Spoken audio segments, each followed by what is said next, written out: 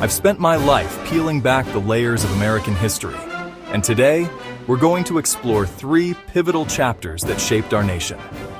The story of America from 1941 to the 1960s is one of profound transformation, struggle, and resilience. It's a tale of ordinary people thrust into extraordinary circumstances, of a nation grappling with its identity and its place in the world. It's a story that still resonates today. On December 7th, 1941, the calm Sunday morning at Pearl Harbor was shattered by the roar of Japanese planes. The attack thrust America into the greatest conflict the world had ever known. In the days that followed, a wave of patriotism swept across the nation. Men lined up at recruitment offices, women stepped into factories, and children collected scrap metal. The isolationist sentiment that had kept America out of the war for so long, it evaporated overnight. The sleeping giant, as Japanese Admiral Yamamoto reportedly called America, had awakened. As the war raged across the Atlantic and Pacific, America underwent a remarkable transformation. Factories that once produced cars now churned out tanks and planes. Women donned overalls and wielded welding torches, stepping into roles traditionally held by men. The iconic image of Rosie the Riveter became a symbol of this new America, determined, capable, and united in purpose. But the home front wasn't just about production. It was about sacrifice and change. Families planted victory gardens, children collected scrap metal, and everyone lived with rationing. The war effort touched every aspect of American life, from the food on people's plates to the music on their radios. As America's industrial might began to make itself felt on the battlefields, the tide of war slowly turned. The D-Day invasion of Normandy on June 6, 1944, was a pivotal moment. In the Pacific, the island-hopping campaign brought American forces ever closer to Japan. Names like Guadalcanal, Iwo Jima, and Okinawa became etched in the national consciousness. Each island was a brutal contest, a testament to the determination of both sides. The war culminated in the atomic bombings of Hiroshima and Nagasaki, a moment that forever changed the nature of warfare and international relations. When the war finally ended in 1945, America emerged as a superpower. But victory came at a terrible cost. Over 400,000 Americans had lost their lives, and many more bore the physical and emotional scars of combat. As the troops returned home, they faced the challenge of reintegrating into a society that had changed in their absence. The GI Bill, signed into law in 1944, would prove to be one of the most significant pieces of legislation in American history. It provided returning veterans with access to education, housing loans, and other benefits. This investment in human capital would fuel the economic boom of the post-war years and help create the modern American middle class. The years following World War II saw an unprecedented economic boom in America. The pent-up consumer demand from the war years, combined with the productivity gains from wartime industrialization, created a perfect storm of prosperity. The gross national product soared, and for many Americans, the post-war era was a time of abundance and opportunity. But this prosperity wasn't evenly distributed. While many white Americans rode the wave of economic growth into the middle class, minorities often found themselves left behind. The seeds of future social unrest were being sown even as the nation celebrated its newfound wealth and power. One of the most visible manifestations of post-war prosperity was the rise of the suburbs.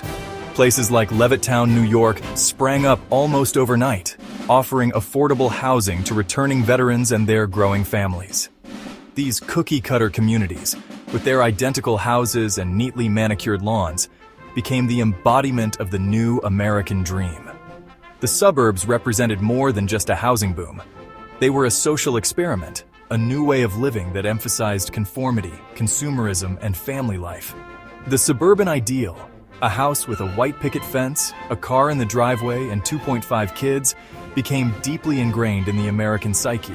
But like much of the prosperity of the era, this dream was largely reserved for white Americans. Even as Americans embraced their new prosperity, a new threat loomed on the horizon. The alliance between the United States and the Soviet Union, forged in the crucible of World War II, quickly unraveled in the post-war years. The Cold War that emerged would dominate global politics for decades to come. The fear of communism permeated American society. Politicians warned of Soviet spies, schoolchildren practiced duck-and-cover drills, and Hollywood blacklisted suspected communists. The arms race between the two superpowers led to the development of ever more powerful nuclear weapons, casting a shadow of potential annihilation over the world. It was a time of intense anxiety, but also of national unity in the face of a perceived existential threat.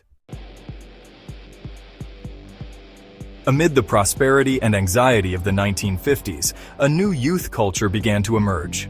Rock and roll music, epitomized by artists like Elvis Presley, became the soundtrack of this new generation. This youth culture was more than just music and fashion. It represented a challenge to the conformity of the era. Young people began to question the values of their parents' generation, setting the stage for the social upheavals of the 1960s. The seeds of the counterculture were being sown in the very heart of 1950s conformity. While much of white America basked in post-war prosperity, African Americans continued to face systemic discrimination and segregation. But the seeds of change were being planted. The experience of African American soldiers in World War II, fighting for freedom abroad only to face discrimination at home, fueled a growing sense of injustice. In 1948, President Harry Truman took a significant step by issuing Executive Order 9981, which desegregated the U.S. Armed Forces. This order, while not immediately ending all discrimination in the military, was a crucial early victory for the civil rights movement. It demonstrated that change was possible and set the stage for the struggles to come. On May 17, 1954, the U.S. Supreme Court handed down one of the most significant decisions in its history. In Brown v. Board of Education, the court unanimously ruled that state-mandated segregation of public schools was unconstitutional. Chief Justice Earl Warren declared that separate educational facilities were inherently unequal, overturning the separate but equal doctrine that had stood since 1896.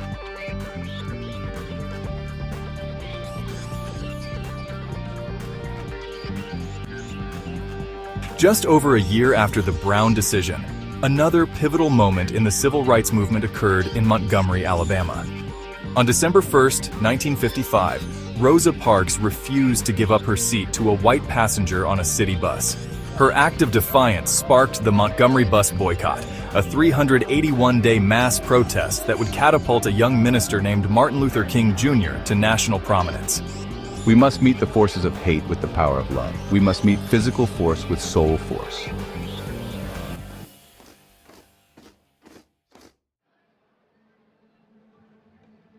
I have a dream that one day this nation will rise up and live out the true meaning of its creed. While King preached nonviolence, Malcolm X offered an alternative vision of Black empowerment and self-reliance.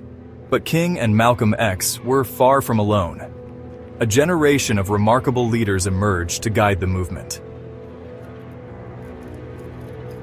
The Greensboro sit-ins of 1960 sparked a wave of similar protests across the South, challenging segregation head-on.